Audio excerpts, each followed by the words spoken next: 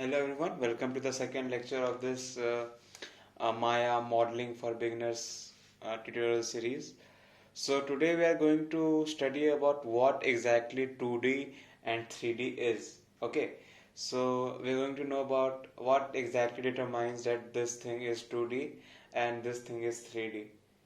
And also, before we actually start, I want to suggest one thing that you guys should start taking lecture notes. Every tutorial you see, I suggest you to make lecture notes because um, you might remember these things for a few days, but after that, you will definitely forget these things.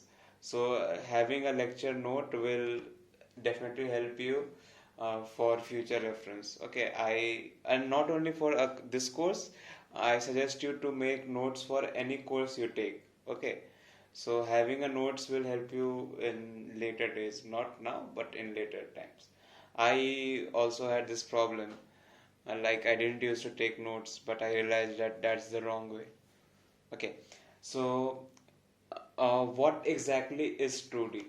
So this is a image of a render of a PSLV rocket launcher which I made in Maya, and this is a photo of that. Okay, so um, how can you represent any point of this image? So suppose I take this y-axis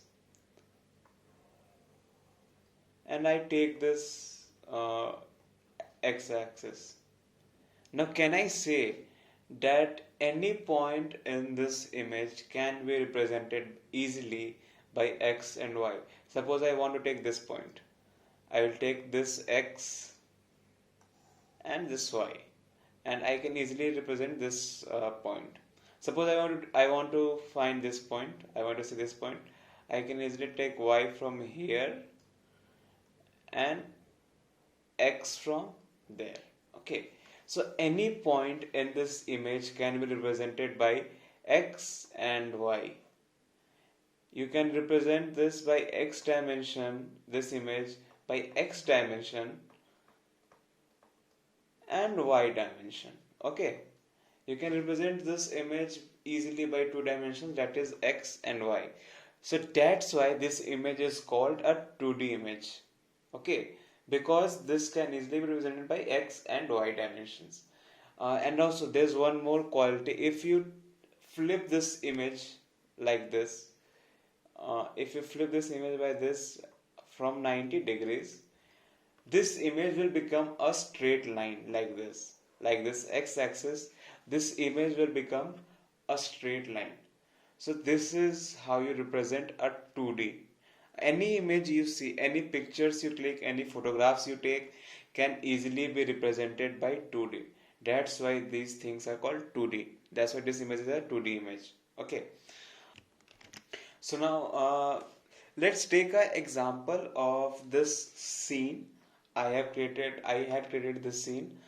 So this is a scene with of you can say of a dining room. Sorry, a drawing room. Okay, so this is a sofa and a tea table and a lantern and these things. Okay, so now take example of this sofa model.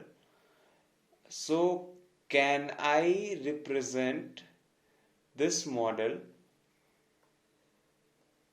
just using the x and y axis? Can I represent this? No. Why? Because this x and y axis can represent these points like this. But can it represent this point? No, because we need one more dimension. Like this is x, this is y. We need one more dimension to represent this point, and that dimension is called z dimension. So this is x, y, z. A, B, C, D, E, F, G, H, I. Okay, that x, y, z. Okay, so we can easily represent now this point with the help of the x, y, and z dimension. Now we can easily represent any point of this model. We got three dimension because we have three dimensions: x, y, and z. Any model you make is a three-dimensional model because it has got these three properties: this x, this y, and this z property. And not only these models, like you can say this sofa model, any model you see, this has got three properties. This you can see y is the height, x is the width, and z is the depth. You can remember like that, like x is the width, y is the height, and z is the depth. Similarly, in image, x is the width and y is the height, and it has got no depth. Similarly, now not only you can see a 3D model in this computer, anything around you, everything around you is a 3D model only. The chair on which you are sitting is a 3D model. You can see that chair will have a height, will have a width, and will also have a depth. That laptop you are watching on, or a phone which on you're watching this tutorial, that will have a width, a height, and a depth. Anything around you is represented by x, y, z, width, height, and depth. Okay, that's why the real world objects are called 3D objects, not 2D objects.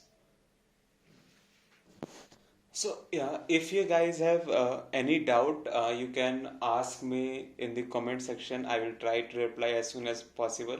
And I know this is the theory part. This would be boring, but in future, these things would be helpful for you, because if by chance you don't know what 3D is, this will help you understand what exactly 3D is, right?